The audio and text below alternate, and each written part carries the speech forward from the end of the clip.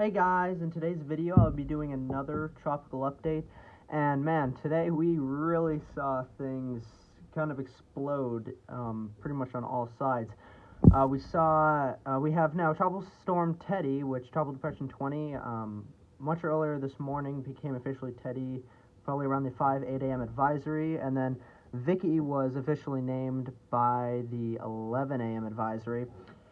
And, well, Sally is the biggest deal right now, of course, because it is going to bring a lot of problems to people living from New Orleans through the Panhandle of Florida.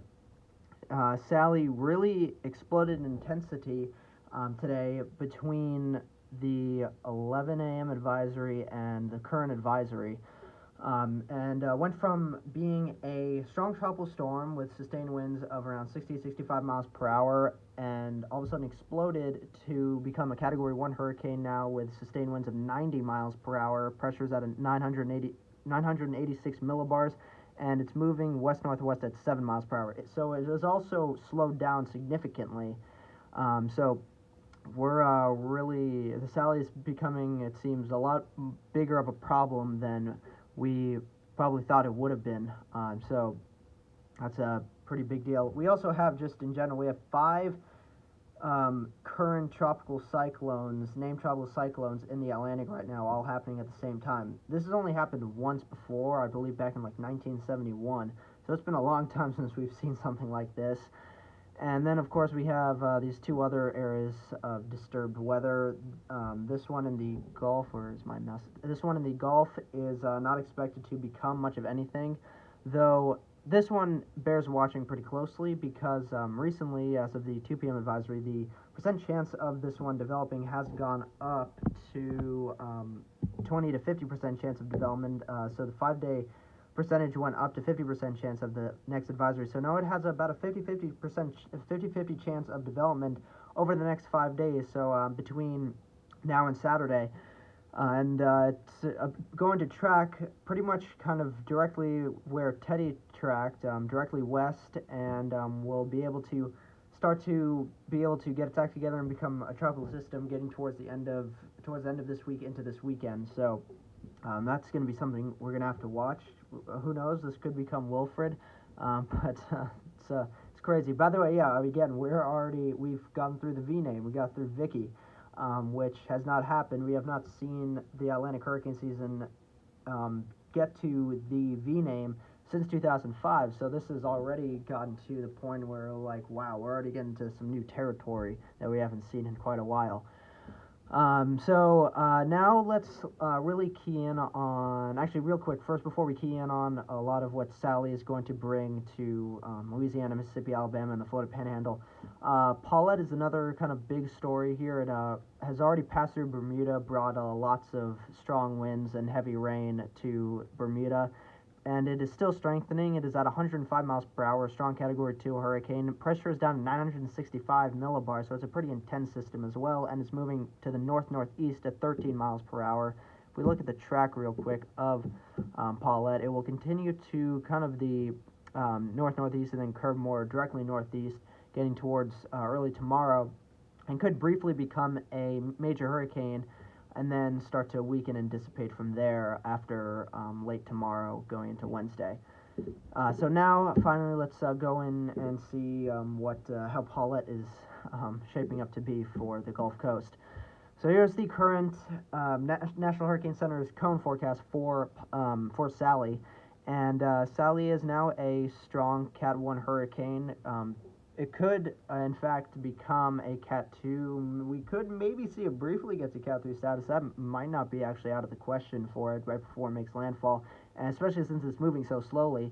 And you can see it's forecast to remain a hurricane all the way up into making landfall around the Mississippi-Louisiana border coastline area, and then start to curve more east and start to dissipate. There's hurricane warnings up for central southeastern Louisiana, central coastal southeastern Louisiana, including New Orleans, getting towards Mobil, Alabama, including Biloxi, Mississippi, and then tropical storm warnings for the westernmost part of the Florida Panhandle, as well as tropical storm warnings for the very central coastal part of Louisiana. So it's going to bring a lot of strong wind and effects to all of these areas, especially that are under the hurricane trouble storm alerts. And so we will likely see it make landfall, I think, getting towards more Biloxi, Mississippi. It seems actually that it will make landfall pretty much right around the same area that Hurricane Katrina made landfall a little over 15 years ago. So that could be pretty problematic, especially since it's also going to be moving pretty slowly. That's the thing about Katrina. That was the thing about Katrina. That was the difference. It was moving fast, though the biggest thing about Katrina was that it was so large, so intense, and brought so much storm surge and disaster to especially New Orleans. Now, kind of similarly, in a way, Sally will be also a very, very wet system. You can see the current rainfall forecast for. Oh, what happened there? For Sally, it shows that for Biloxi, Mississippi through Mobil, Alabama, could see anywhere from 10 to 20 inches of rainfall. That is extremely major rainfall that will cause extreme flooding in those areas. Now, New Orleans currently looks to only get up towards maybe 2 inches of rainfall at most. So the rainfall part of it doesn't seem to be that big of a concern for New Orleans itself, but for areas towards the very extreme coast of very eastern Louisiana and coastal Mississippi, coastal Alabama, and even parts of the Florida Panhandle could see up towards 6 to 10, maybe some isolated spots of up towards 10 to 12 inches of rainfall. So that's going to be definitely some very major problems for those areas. Now, the surge is going to be the next really big thing. For the Lake Pontchartrain near New Orleans, could get up towards 3 to 5 feet of storm surge. Very coastal eastern Louisiana, coastal southeastern Louisiana could get up towards 7 to 11 feet of storm surge, especially, and that's due to the fact of the way the storm is coming in, the angle the storm is coming in, how slow it's going to be moving in, and how much it's going to really be churning up those waters and really pushing all that water in towards kind of the bowl shape of the Louisiana coastline towards Mississippi. For Mobil, Alabama, and Biloxi, Mississippi, they could expect anywhere from 4 to 9 feet of storm surge, and the Florida Panhandle could see storm surge of up to 1 to 3 feet. So that's still pretty major amounts of storm surge. It's not life-threatening, though, storm surge for the Florida Panhandle.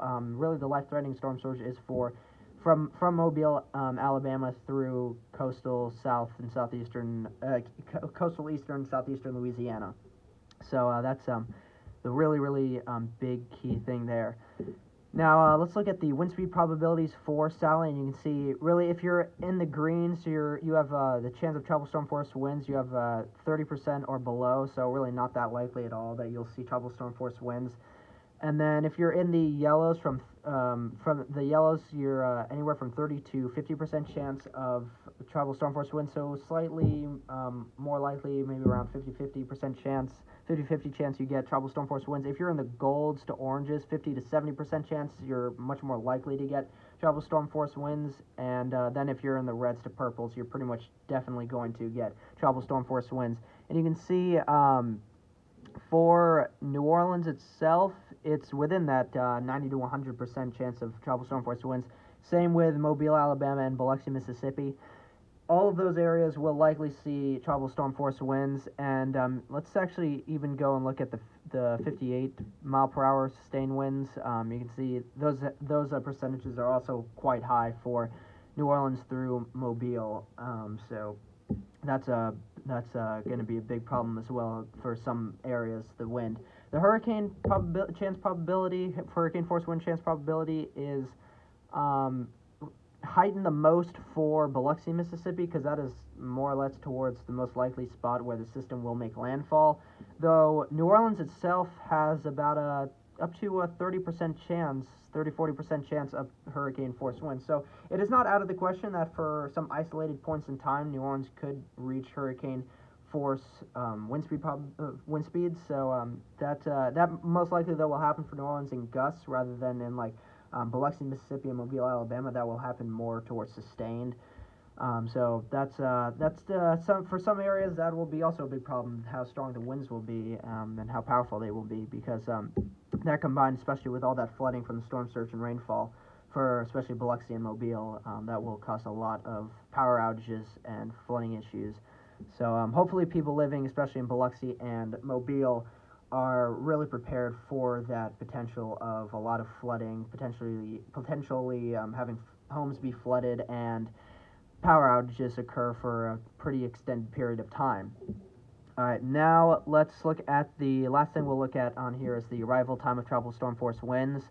The earliest reasonable arrival time for tropical storm force winds you can see is getting towards actually probably later today, and then we'll likely just see that amount of tropical storm force winds just pick up as the system continues to move closer, slowly move closer toward making landfall.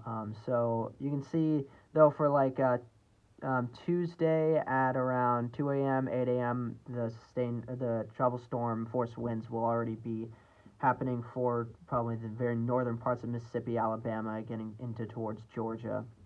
So that's a look really at when you could expect to see tropical storm force winds. Again, for coastal Louisiana, including New Orleans, Mobile, Biloxi, Florida Panhandle, tropical storm force winds are pretty much already happening or about to happen for you guys, and so the winds will just continue to get worse and worse and stronger and stronger from here.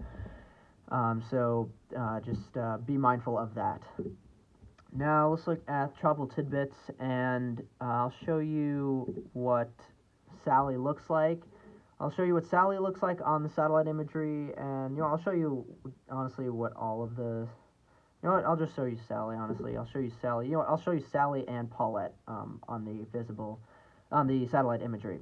And Sally, before this is taking a really long time to load in, this is kind of annoying, but Sally, I will tell you, is looking really, really good. It actually may now be starting to form somewhat of an eye, and you might actually see that on the satellite imagery if this can load. But come on, please load. Yeah, the convection for Sally has really blown up all throughout late morning through now, and there we go, it's finally loading in. And as you can see, it's got those very, very high cold cloud tops of negative 80, negative 90 degrees Celsius cloud tops. Those are very, very indicative of a very healthy, very strong system. And you can see it's even kind of wrapping itself in around towards the center, which could indicate that it's really trying to form that eye and maybe eye wall as well. You can see, of course, it has great outflow, and it's continuing to move very, very slowly. So that's a big, big problem. You can see kind of moving towards the north and west right now. So that's pretty concerning.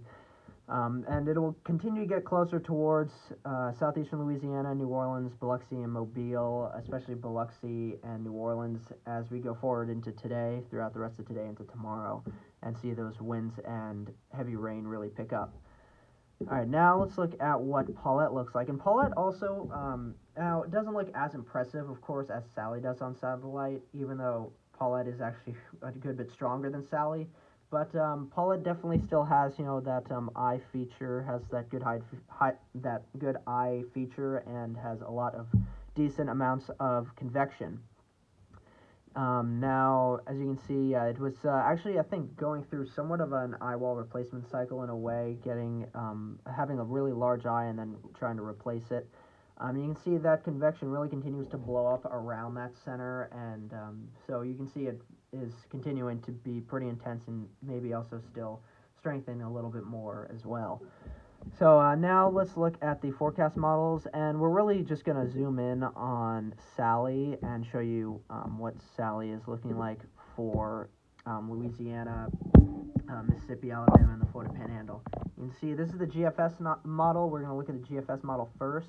This is the newest run, the 12Z run of the GFS. Then we'll also show you the European model and the CMC model. And in fact, I'll show you the HWRF and HMOD models as well.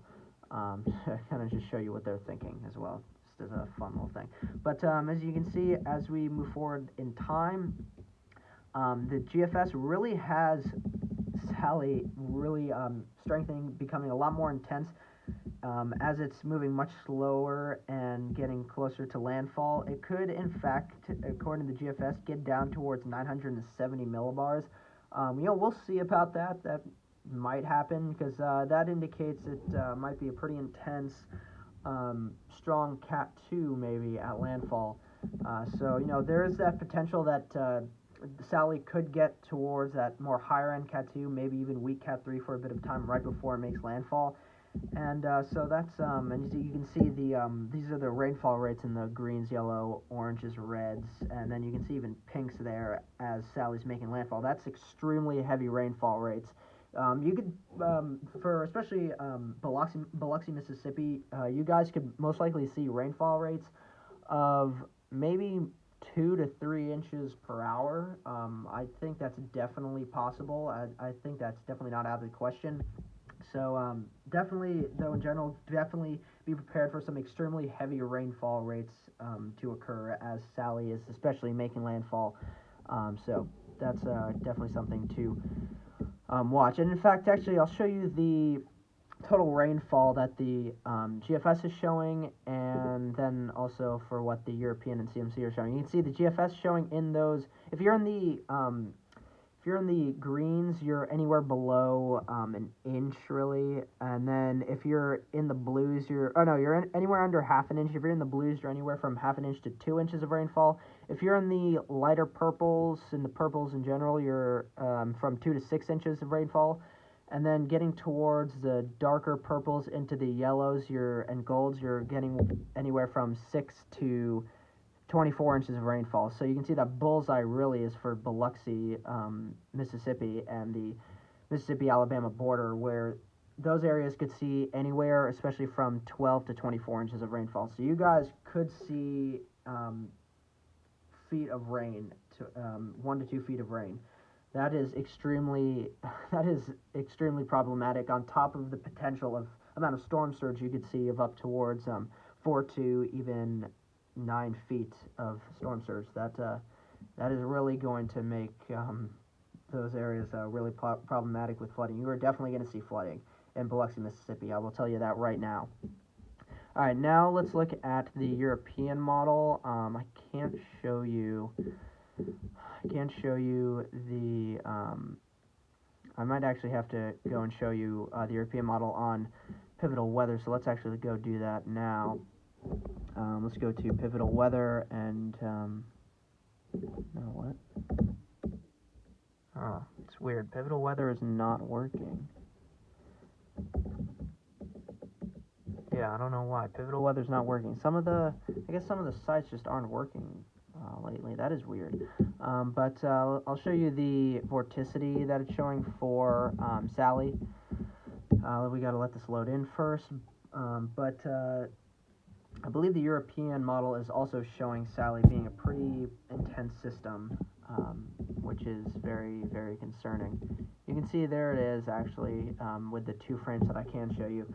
It's showing Sally being a very large but very tight and strong system there as it's making landfall. It actually shows it kind of more making landfall right more towards that Mississippi-Alabama border and more actually right over towards Mobil, Alabama. So really, honestly, it seems the best chance or best potential for Sally to make landfall is anywhere between Mobil and Biloxi, Mississippi. So in those areas is where likely you'll feel the worst impacts, and you'll likely see the center come ashore somewhere within that area. You can see that's what the European model is showing. Showing very, very tight vorticity there for Sally. I cannot show you the total rainfall, which is kind of annoying. But I'll show you the CMC model, show you the precipitation first, and then I'll show you the total rainfall for what the CMC model is showing. Bring this back. Man, come on. Come on, load. Please load. Oh man, I'm sorry about this, guys. My Wi-Fi system is very, very slow. It's kind of annoying. Well, okay, there we go. You can see, finally loaded. There we go. You can see that the CMC model is also showing a fairly, actually not as intense system as the GFS. It's weird. The CMC model is really not that reliable with this at all. I mean, it is showing though the very heavy rainfall rates for the Mobile area and the Mobile and Biloxi area, and it's showing it actually coming more ashore. Much closer towards New Orleans, which is very interesting. So we'll have to really watch and see actually how slow and where the system goes before starting to curve north towards making landfall towards the Mississippi coastline. All right, now let's show you what the CMC model is showing for total rainfall. We'll bring this out farther in time. This can please load. But you can see those greens, blues, and purples coming ashore there. Man, please load. This is really annoying that this will not load. There we go. Now it's loading. Okay, there you go. So the CMC is showing, again, for Biloxi, Mississippi, rainfall of total of up towards a foot of rainfall, maybe even up towards 14 to 16 inches of rainfall. That's still, again, Biloxi, you will likely see right around or at least a foot of rainfall. New Orleans, you could see up towards 2 to maybe 4 inches of rainfall. And Mobile, Alabama, you could see rainfall totals of anywhere between 9 to 16 inches of rainfall. So still a bit of uncertainty for you guys in Mobile, Alabama for total rainfall, but honestly expect you'll likely see double-digit rainfall totals as well in Mobile, along with Biloxi. So that's what the CMC is showing for total rainfall. All right, now I'll show you what the HWRF and HBOM models are showing for Sally. All right, let's bring this back, the radar, let this load in, this back. All right, here's the HWRF, and you can see the HWRF has the system, again, moving very, very slowly as it continues towards the northwest and then curving north towards the coast of Mississippi and making landfall as a very, very intense system at around 900 and, is that 60 millibars? No. Oh yeah, I guess, yeah, it is. Wow. Now it gets down to 959 there. So it's really showing, the HWRF might be showing the system a bit stronger and much more intense than it really is going to be. But, I mean, that is potential there to be that strong.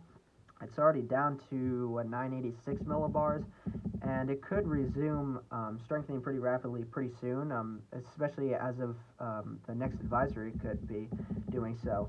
And you can see it's bringing those very, very heavy rainfall rates in towards Biloxi and Mobile, with rainfall rates pretty heavy, honestly. Getting those yellows, oranges, reds, even some purples there for very coastal Alabama. So that's very, very worrying. All right, now let's show you what the HMOM model is showing for Sally. And you can see the HMOM model is showing the system. Oh, we gotta let this load in a little more. It's showing the system a bit more realistic, I gotta say. Getting down towards 966 millibars, but it's showing it actually curving a bit farther to the north and east a bit before it makes landfall, and making landfall more towards the Alabama side than the Mississippi side as a, what is that? Oh man, what is that? Is that a 968, 966, 964, 960, around 960 millibars, it seems. 957, 960 millibars, 957, 960 millibars, yeah, making landfall around more towards the Alabama side of the coastline there. So, there's definitely that potential, it seems, actually, that it could make landfall, of course, as a much more intense system than it is now. Its pressure much lower than it is now, so honestly, it could make landfall as anywhere between 960 and 970 millibars from according to what the models are showing. That's very, very interesting and very concerning for those areas. All right, now let's look at the Wikipedia page for the 2020 Atlantic hurricane season. And man, as of just up to this point today, we have had a lot of brand new developments. We have now a total of 21 depressions, 20 total storms, 7 hurricanes, and 1 major hurricane. This hurricane season is officially the second most active Atlantic hurricane season on record, tied with the 1933 Atlantic hurricane season on record, 1933 Atlantic hurricane season, and is right behind the 2005 Atlantic hurricane season. And of course, the 2005 Atlantic hurricane season is the most active hurricane season on record, with a total of 28 named storms. And I gotta say, I really, really think that we really could rival 2005. We, of course, have more than 2 months left of we have 2.5 months left of the hurricane season. So we definitely, especially if this kind of amount of activity that we're seeing now continues for a little bit longer, we could definitely see those that amount of total storms formed and the amount of named storms formed go a lot higher and get a lot closer to a total of 28 named storms. It would not surprise me whatsoever, actually, if we pass 28 named storms, honestly. And you can see there's the timeline of all the named storms we've had so far. You can see a huge uptick and a huge, just a huge amount of consistency of total named storms we've seen so far this season. Especially once we got towards middle of the end of August, we saw a big uptick of amount of storms. We saw Laura, Marco, and then Omar and Nana, Paulette, Renee, and now Sally, Teddy, and then Vicky, of course, is the newest addition. Of course, Vicky, though, I'll tell you, Vicky is the weakest out of all the systems. It's not expected to last much longer. It's just kind of a real quick spin up, and then will dissipate within the next couple days. But again, so Teddy formed September 14th, formed today, and has become the 19th record earliest formed named system on record, beating the Azores system from 2005 that formed on October 4th. I believe that was the unnamed subtropical storm that the National Hurricane Center found on a reanalysis of the 2005 Atlantic hurricane season the following spring. And then Vicky also formed today, beating Tammy of early October of 2005. So again, we're continuing with that, beating 2005 of record earliest named storms. You can see, actually, this is the next main thing I really want to show you guys. You can see we have now 5 named storms all active at once. That's the first time this has happened since around 1971, I believe. And you can see Wilfred is the last name. It's now the next name on the list, the last name of the pre-designated list. And they've already put out the auxiliary list for the Greek alphabet, showing alpha through zeta. Because, yeah, I mean, it is quite likely that we'll at least get through the first 6 names of the Greek alphabet, I think, this year. So I think we'll honestly actually get maybe 8 Greek alphabet named storms this year. So we could end at around theta. So that would be 30 named storms total this season, which I gotta say, I don't know if any of you guys will agree with me, but I do think that is pretty likely, there's a pretty decent potential for that. So we'll really just got to see and wait. But we're definitely going to be entering the Greek alphabet very, very soon. I, in fact, think we'll enter the Greek alphabet by the time we get towards the end of next week. And, we'll just be in the Greek alphabet from most likely right around that point onward through the end of the hurricane season and see how many named storms we'll get through that list. So that's pretty big news to round out this video. But again, yeah, hopefully you guys enjoyed this video. Hopefully you found it very helpful, very insightful. If anyone does live in and around the southeastern Louisiana through the Florida Panhandle, especially within New Orleans, Mobile, and Biloxi, please make sure you are prepared for Sally. Especially make sure you have all the necessary supplies that you will need to potentially, if you lose power, if your home floods, if you have the necessary supplies to sustain that and be able to survive that for however long, especially as well if you get power outages. If your house loses power, make sure you are able to survive without power for at least a few days. But yeah, again, hopefully you guys really found this video enjoyable, helpful. Please remember to like and comment, and if you're a first-time viewer, especially like what you saw in today's video, if you like tropical related videos, I do a lot of that on my channel, so please consider subscribing, and I'll see you guys in the next video. Bye.